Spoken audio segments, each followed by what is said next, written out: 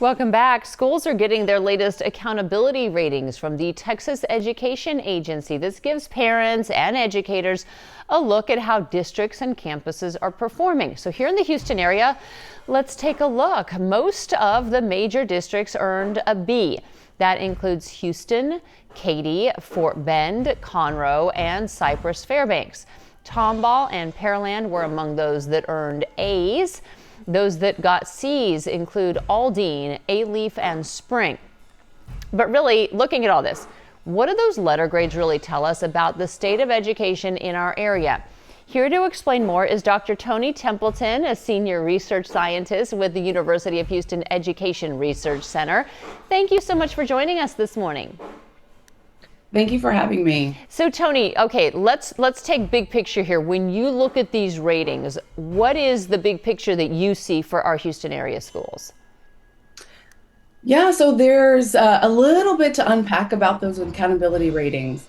As they are meant to be a really quick way for a parent to determine the quality of school, over time, they've become a lot more complex, meaning that lots of things go into the calculation of that overall letter grade. And it's important to remember that that's the picture of a snapshot of who's in the building at one point in time, largely for one test. So we'll want to keep that into consideration as we try to process what these accountability ratings mean. So the overall message is review the accountability rating, but then let's look a little deeper. And the great thing is that the Texas Education Agency puts so much information online to help parents kind of understand what goes into the rating, how their particular schools are performing over time, and importantly, what's changed from year to year. So I know that's not a super simple answer, but the whole idea is that schools are complex. They're doing lots of jobs with lots of different students. So the idea that we could measure them by one metric is complicated. Yeah, no, I think it's important for you to mention that. I also just want to point out that the schools in a district have so much variety. I mean, if you take HISD, you as a parent, I think you want to break it down, and take a look at your specific child and what they need from their education. And really, you have so many different variations in one school district. So if we take a look at these grades, though, are we seeing schools actually getting better, or are we mostly seeing changes in the how schools are being measured and rated? What's your take on that? Excellent question. And the answer is a little of both. First of all, statewide, we see about half of our students in math and a little over half of our students in reading meeting what we call the meets grade level standard. So if you're taking our standardized exams, we can see that you are on par to perform at grade level as you continue forward. That's a little bit alarming because that's only half of our students. The other half need a little bit more support to get to that level.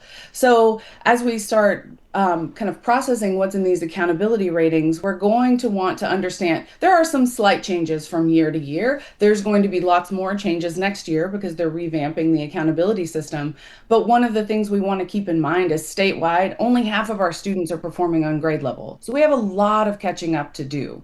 Wow. Okay. And so as we look at this, because you have done a great job of explaining why this can be limiting to only look at that A through F rating when you evaluate a school and you try to figure out if it's the right fit for you, what would you tell parents to consider? What are some easy places? You said there's so much information online. What are some great places to start that may not feel too overwhelming? Some of the great places to start are some of the presentations that the Commissioner of Education gives to the legislature, for example. Those are all posted online on TEA's website, and they'll give you that overall snapshot. And then depending on how much further you want to go, you can dig into that data. Schools are also required and do quite a good job most of the time of putting out information about the performance of the school. So the parents should have already received their own students' performance to see how they're comparing to last year's test, how they're doing on this year's test, and then also understanding kind of the context of the school. Remembering that, especially in the Houston area, we've had a lot of mobility from the state takeover of Houston ISD. We've seen lots of parents and students make different choices to move outside of HISD. And every time students move schools, we know that just moving disrupts their performance. So students moving are certainly impacted by the move. And then also Houston ISD's ratings are impacted as well as the school districts who are receiving the students. So Wow. as a parent, what is most important for you, I think I would keep in mind is to see how my child is progressing year over year and what supports is the school providing for the student that might not be meeting those grade level standards just yet. Those presentations from the agency are a great place to start to get a really high level understanding of what goes into the rating, what is the test like, and other kind of details that would or context you'd need to process those ratings. Okay, what great perspective. We need to keep this conversation going. We are so lucky to have you all right here in our city, the University of Houston Education Research Center, helping us to understand all this. Dr. Toni Templeton, thank you so much for joining us.